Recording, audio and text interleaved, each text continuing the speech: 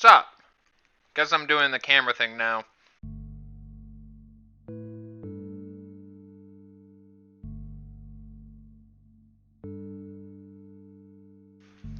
When I first started making this video, I wanted to do it on why Call of Duty sucks today. Like, why are they not as good as they used to be? And I asked this question after I watched the new Call of Duty Vanguard trailer. And I watched it and I immediately thought to myself, like, what the fuck is going on in those studios? What are they thinking? And when I started this video, I was recording some old footage of me playing through Call of Duty 2, some United Offensive, things like that. And even though I was playing this technologically inferior game that was made in like 2006, I was having more fun than if I was playing something like Warzone or a multiplayer match in a modern COD. I probably sound like a Call of Duty purist here. I probably sound like somebody's like, oh, the old days, they were so much better, but it's not the case. Like, really, if you go and you boot up Call of Duty 2 right now, and you had never played that, and you've only played since, like, the Infinite Warfare days, you're going to have more fun. At least I think so.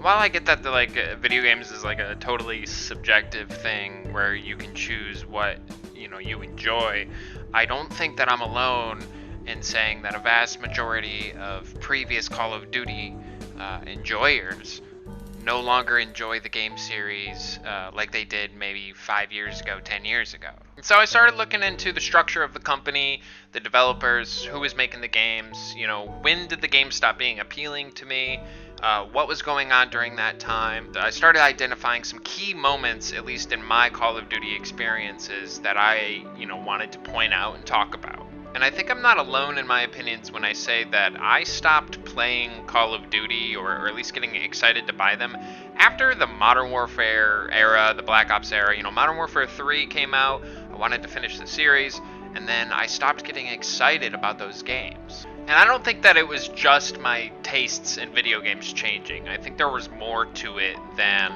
me saying, I don't want to play Call of Duty anymore.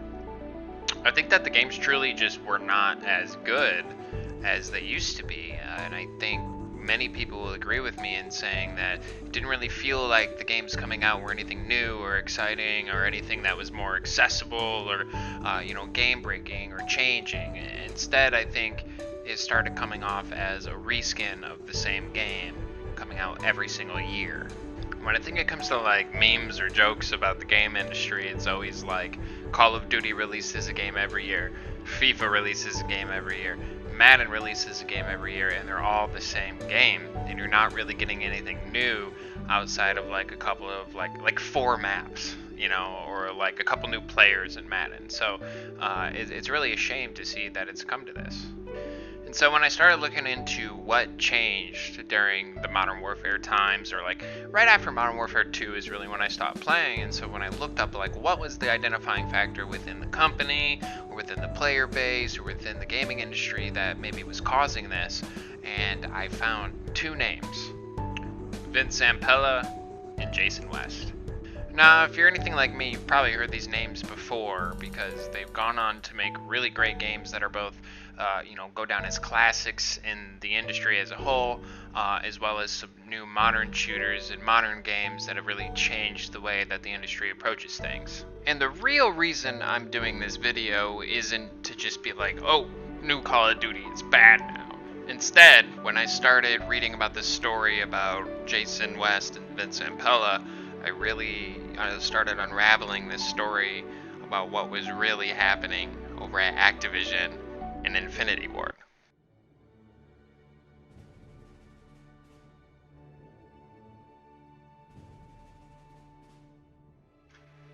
The original Call of Duty really was a marvel on its own. And while first-person shooters were really coming into their own during the early 2000s, Call of Duty sought to set itself apart from the rest of the pack. Instead of following the footsteps of most shooters at the time, the developers really focused on having innovative AI approach every situation that you gave them creatively and uniquely. So every time you played the game, you would experience a different playthrough because they would use new flanking mechanisms, smoke grenades, and approach situations more effectively rather than a scripted scenario. What Vince Zampella and Jason West prided themselves on was the ability to create that immersion through these new technologies. And so they tried to implement it in every way that they could in an interesting and an engaging setting. And that interesting setting that Jason West and Vince Zampella ran into was given to them through the lens of Steven Spielberg when asked to port a console version of Medal of Honor to the PC. The result of that actually ended up being the development of Call of Duty. There was a rumor on that like Spielberg approached you guys to do it? Well, so how it happened was Spielberg owned Amblin DreamWorks Interactive. Yeah. That was purchased by EA at some point. I'm not sure what the timing was there. So EA was working on Medal of Honor for the PlayStation. Mm-hmm. They were going to do a PlayStation 2 version. They approached us to do a port of the PlayStation 2 version to PC. Right. We said, how about we just make a wholly unique game because we can do something better. And the result of that something better ended up being Call of Duty, which dominated the markets the following year. A 91 out of 100 from Metacritic, 5 stars out of 5 from GamePro, 9 out of 10 from GameSpot, 9.3 out of 10 from IGN, and 5 stars from XPlay. Now the logical next step for the success of the game was to create another expansion pack, United Offensive, as well as Call of Duty 2, which launched as a launch title for the Xbox 360. Now, I won't bore you with the statistics and the copies, but let's just say millions of copies were sold both overseas and in the United States, and it launched one of the most successful franchises of all time. As a result of all of this success, Activision, who owned Infinity Ward, split and created a secondary studio called Treyarch to develop Call of Duty 3. Now, the idea behind this was that Infinity Ward could focus on the game engine, while Treyarch could release a new game under the franchise's title. It makes sense if you ask me. I mean, I get it. You want to maximize your games being outputted while also improving your engine so you can create better games in the future. Now, with this dual studio working on the game's franchise, some new ideas were brought to the table. 50,000 people used to live here. Now it's a ghost town. When Infinity Ward released Call of Duty Modern Warfare, it was one of the most, I don't even know what to call it, one of the most ambitious projects, but also one of the biggest successes in gaming history that I can even think of. You know, something like this game really revolutionized how people viewed Call of Duty. It was their really big, giant hit that generated millions upon millions of copies because of the source material. And I think what was so ambitious about it was that in the first couple of Call of Duties, you were just like a grunt soldier. You were an infantryman in these big battles that had huge historical and immersive, settings. And in Modern Warfare, it was a story that hadn't been told yet. You didn't know how the end of the game was going to come. And so you had these interesting dialogue opportunities and character growth opportunities and fake history to develop that, I was eager to jump into. Not only was the story and the setting good, but you also had things like multiplayer challenges, create a class, kill streaks, new maps, and things that, the genre as a whole hadn't really experienced at the time.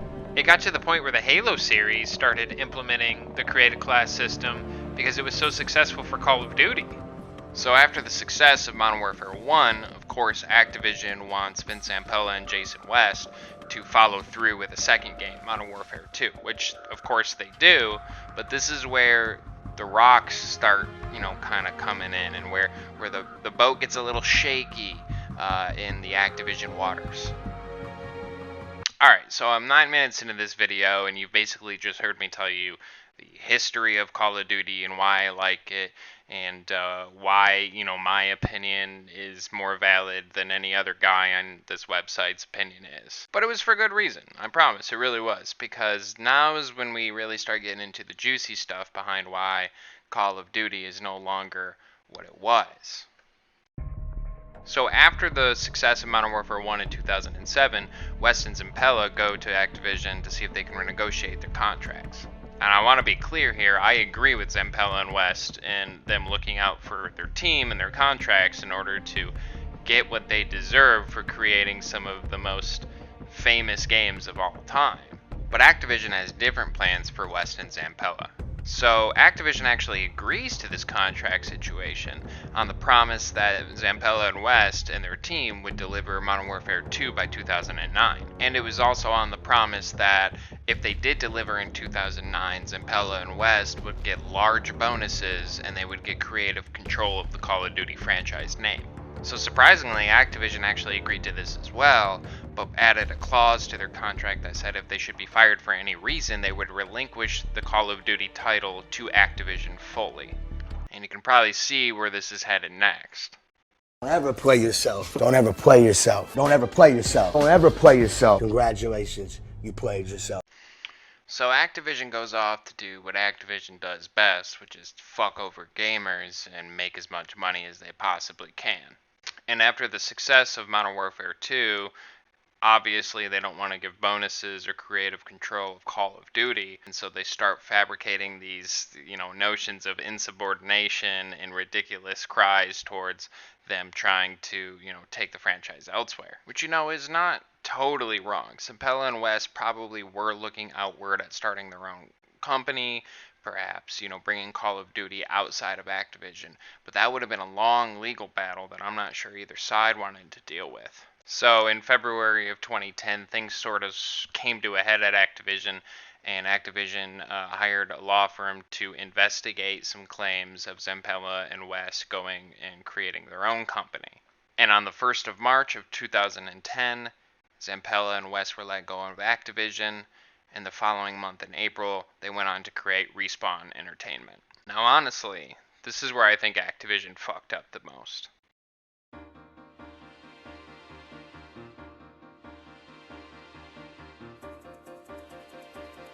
You see, Activision did this thing called suffering from success. While they thought that they got out of a situation with Vince Zampella and Jason West, and even though they retained the Call of Duty title, they kind of lost the creative minds behind the process that made the game so interesting and appealing to millions of people. You see, the team that Zampella and West had followed them, or at least mostly, over to Respawn Studios. A lot of them moved because the creative license they had through Zampella and West allowed them to make the games that they really wanted rather than a big conglomerate like Activision. So you might think we're at the end of the story here. Vince and Jason, they move on. Some Infinity Ward members go with them. Activision retains the rights to Call of Duty. But there's one problem here. We're left with one more game in the Modern Warfare series. Now, this is where it gets really funny. Like, one of my favorite parts of the entire story is this moment right here. So not long after Zampella and West leave Activision and start Respawn Studios, Activision releases Modern Warfare 3, which goes on to be like a pretty good success, but not as heavy-hitting as, the first game or the second game in the series. So not long after the release of that game comes out, a bunch of news comes out that Zampella and West are now being sued for $1 billion from Activision because the success of Modern Warfare 3 wasn't as popular as it would have been if they were on board. I wish I was joking about that. An interview with West and Zampella goes on to prove that this is actually the case, and that's the basis of the lawsuit. And according to Zampella, and I'm quoting it here, they say that Modern Warfare 3 would have been a much better game and would have made $700 million more for them, and they want us to pay that. And Jason West, kind of in a funny way, says, we deprived them of our services by being fired, and therefore we owe them money. Which is really one of the funniest things ever, is that Activision lost two of their greatest, heads of Infinity Ward that created this, amazing creative and innovative drive within their video games, and they lost money because of it. And it's just like Activision to be upset about the money aspect of it rather than the future of the games that come out of the company. And it's not even the financial aspects that I think Activision really messes up on. Like, you can start seeing it in their games released after Zampella and West leave, that they are trying to copy exactly what Zampella, West, and their team are doing with all of their games. You know, it's kind of obvious to anybody who's paying attention that Activision is ripping off these games and these game mechanics from Weston Zampella and their team when you can just compare the games that were released around similar times. So for example, Weston Zampella and Respawn Entertainment released Titanfall 1 with the Xbox One, and it becomes a pretty big success. You know, people buy their Xbox One, they get the game, and it's got these new mechanics like wall running, big titans, like kind of futuristic warfare, things like that. And the following year, Treyarch and Activision released Black Ops 3, which has wall running, mech suits, kind of this futuristic warfare feel to it, but it's not as successful as the setting that Respawn Entertainment gave those games. And so for me, this is only the beginning of the downhill spiral for those games. And it probably looks like I'm trying to suck up to Respawn Studios, and to be fair, they make some of my favorite games. Like Titanfall 2 is like a masterpiece in my opinion. But this is where the problem lies, is that while Respawn and Zampella and West's team decide to go on and make new innovative games in a bunch of different markets, like, Star Wars Jedi Fallen Order is completely outside of the games that they're used to making, they still make a really great game out of it because they can see the creative drive and the fun that certain mechanics bring to it. But where Activision sort of misses the ball is instead of creating innovative new mechanics within their games, they start, hiring actors from TV shows, trying to, tell these stories that I have no attachment to, rather than giving me new mechanics and something fun and exciting about your gameplay that is different than the rest of your games. Now look, I'm not saying that everything Activision does is bad. Like, I bought Modern Warfare, or at least the new one, and I thought it was good. I thought it was really fun. It was great for multiplayer. The story wasn't all that engaging for me, and I care about those sorts of things, but, as far as multiplayer goes, Warzone goes, it's a fun time. It's just that I don't think that they created something that was all that original in comparison to other games that were out in the market at the time. Like, as far as Battle Royales go, Warzone's pretty good. It's pretty good, it puts its own spin on it, but at the end of the day, it's just another Battle Royale. I think something unique that Treyarch and Activision does was introduce the zombie system into World at War. And I think it was really exciting for a lot of people because it was this new, sort of horde game mode that focused on these, interesting mechanics. But even so, that wasn't even the first zombies in Call of Duty. Modders in the original Call of Duty United Offensive had their own zombie mode that, Treyarch or, Activision probably took from and just improved upon.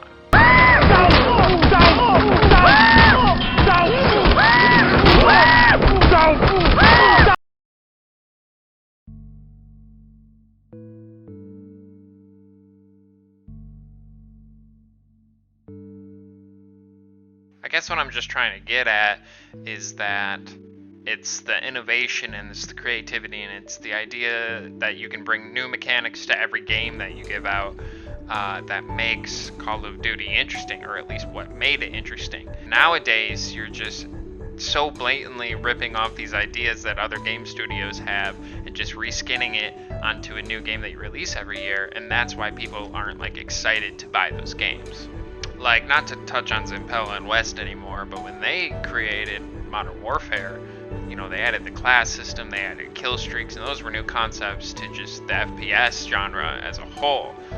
That was exciting and innovative, and I think that added to the success of those games on top of a good story and campaign and setting. So when I see a Call of Duty Vanguard trailer come out, I know that it's going to be very similar to the last game that came out, without really any new twist or anything on it.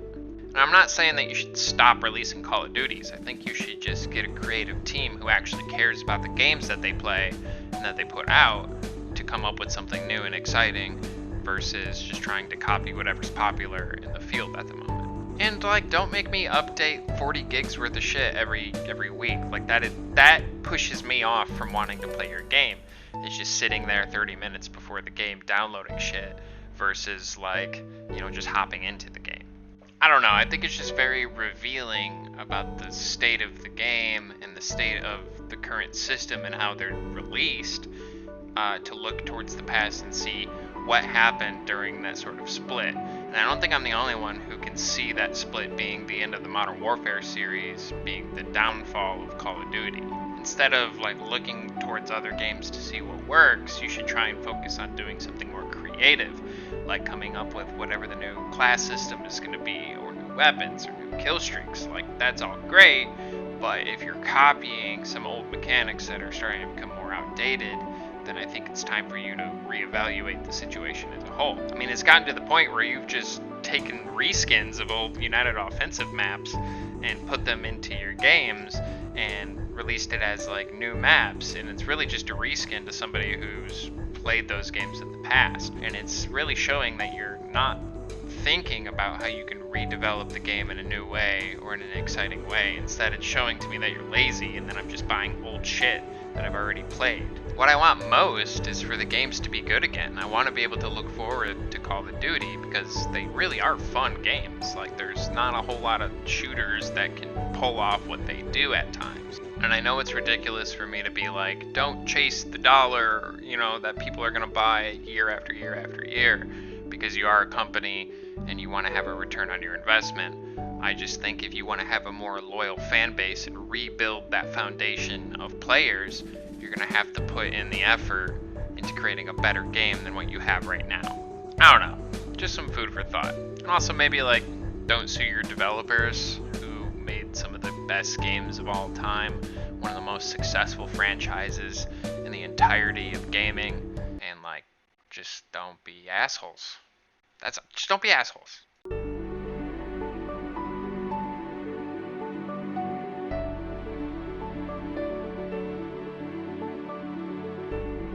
If you made it this far, I just want to thank you. This is, it takes a long time for me to make these videos, and having you watch them and share them and like and subscribe to them is a really big help. I enjoy doing this. I really do, and I want to keep doing it. So, please share the video if you liked it. Please consider subscribing. I've got some links right here. I do sometimes stream on Twitch. Sometimes I make videos. It'd be great if you could check out some of my old videos as well. I like doing this stuff. So thanks.